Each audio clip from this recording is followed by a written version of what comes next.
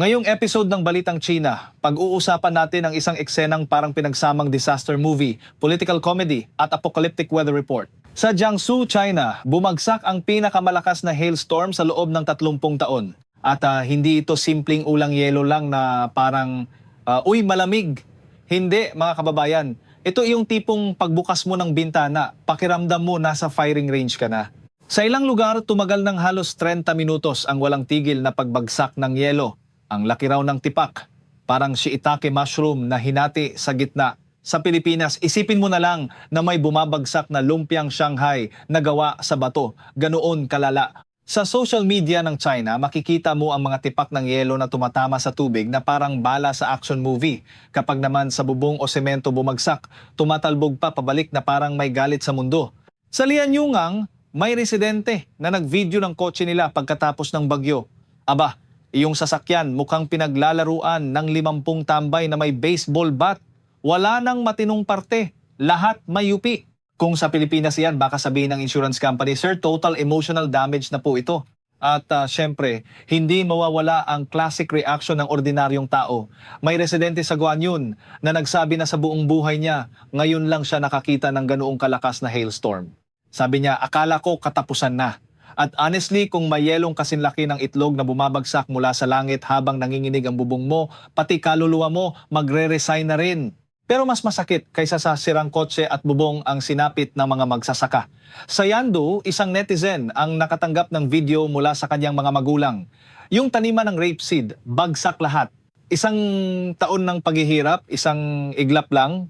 Tapos, imagine mo nagtanim ka buong taon, nagbabad sa init, ulan, utang, fertilizer, tapos isang hailstorm lang, parang giant blender mula sa langit ang dumaan.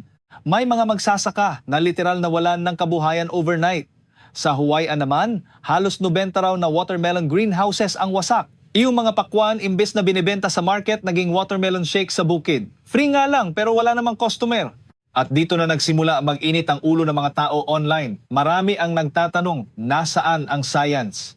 Kasi ilang taon nang ipinagmamalaki ng authorities na kaya raw nilang kontrolin ang panahon gamit ang artificial weather modification.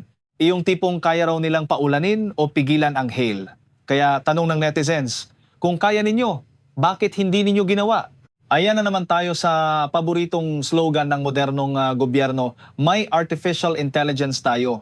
Pero kapag may bumabagsak ng tipak ng yelo, na kasinlaki ng itlog sa ulo ng tao biglang offline. Hindi lang Jiangsu ang tinamaan.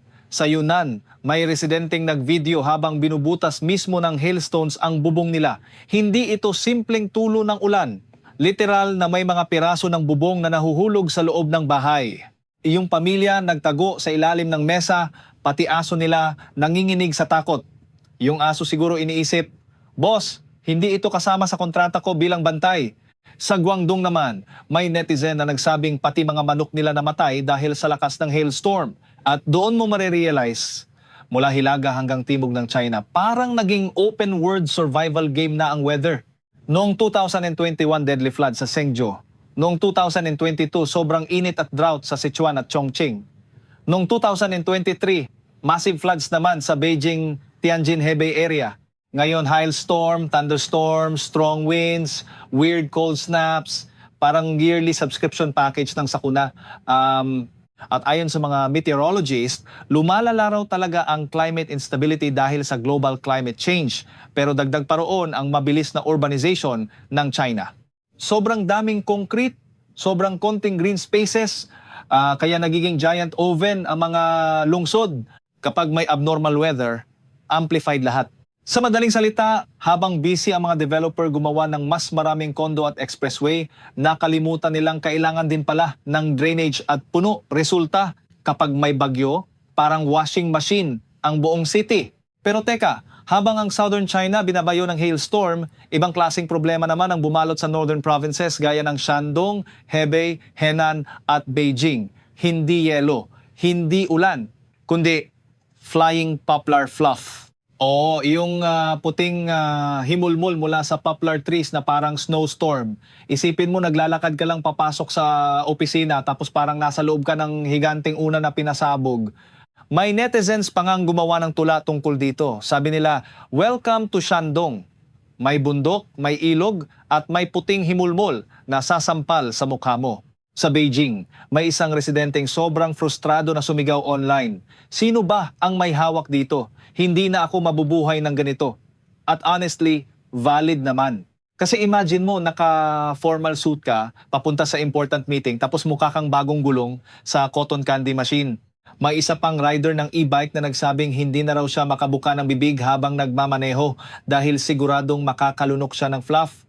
Pumapasok daw sa mata, sa ilong, sa tenga. Kapag may allergic rhinitis ka, game over ka agad. Para kang nakipag-boxing sa isang higanteng teddy bear. At ang pinakamalupit, taon-taon ng problema ito. Pero parang walang permanent solution.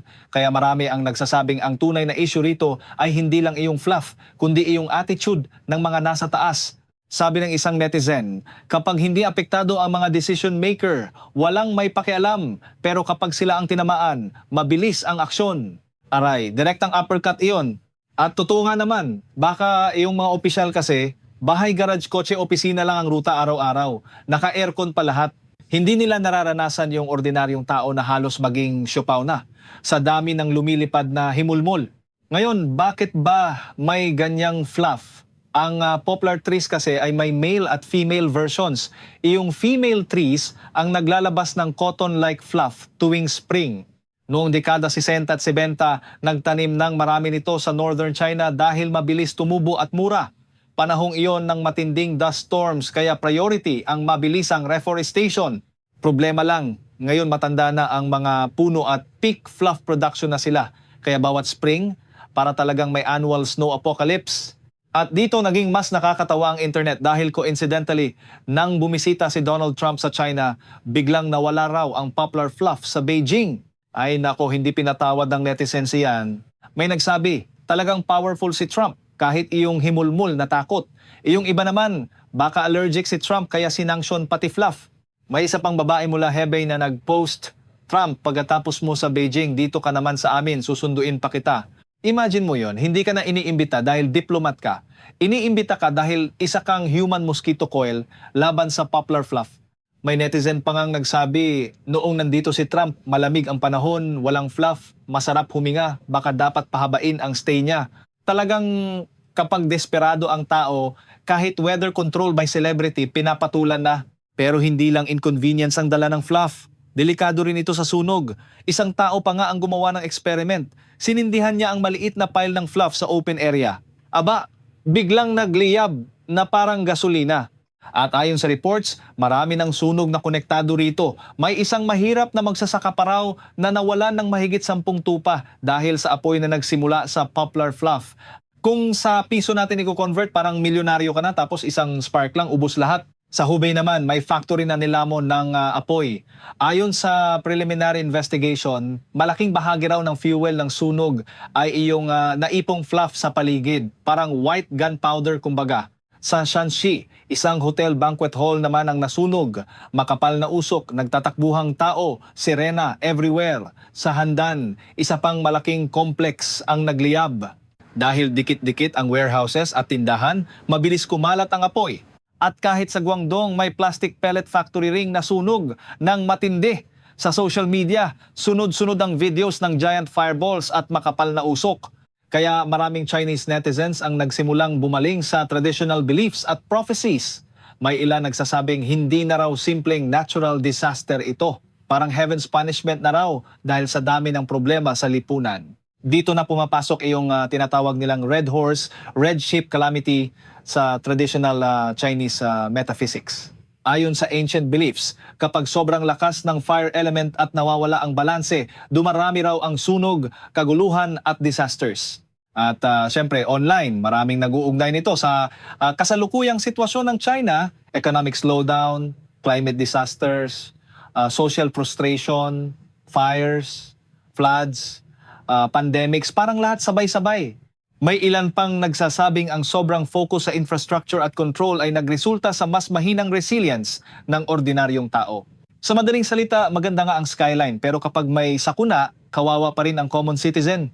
At habang pinapanood mo lahat ng ito, mapapaisip ka talaga.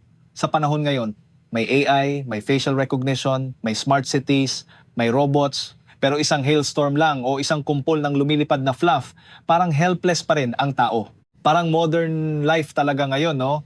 Kaya nating magpadala ng rocket sa outer space pero hindi natin mapigilan ang himulmol na pumasok sa ilong. At siguro iyon ang pinakamalaking frustration ng ordinaryong tao. Hindi naman nila hinihingi ang perpektong mundo. Ang gusto lang nila ay simpleng seguridad bubong na hindi mabubutas, tanim na hindi mawawasak, hangin na hindi puno ng fluff, at gobyernong hindi puro presentation slides at slogans. Kasi sa dulo ng araw, hindi AI ang unang tatakbo kapag bumagsak ang yelo sa bubong mo. Hindi rin press conference ang maglilinis ng wasak mong bahay. Ordinaryong tao pa rin ang sasalo ng lahat. At habang patuloy na lumalala ang extreme weather sa iba't ibang bahagi ng mundo, isang tanong ang paulit-ulit bumabalik. Handa ba talaga ang mga modernong lungsod para sa bagong klima ng planeta? O baka naman masyado tayong busy gumawa ng futuristic image habang unti-unting gumuho ang basic survival systems ng ordinaryong mamamayan? Ito ang klase ng tanong na hindi kayang sagutin ng propaganda, slogans o social media hashtags dahil kapag ang yelo ay kasinlaki na ng itlog, at ang himulmol ay parang snowstorm, hindi mo na kailangan ng expert para malaman na may malaking problema na talaga. At iyon muna para sa episode na ito ng Balitang China. Sa mundong puno ng hailstorm, fluff apocalypse at mystery weather politics, isang bagay lang ang sigurado. Ang ordinaryong tao pa rin ang laging nasa front row ng sakuna.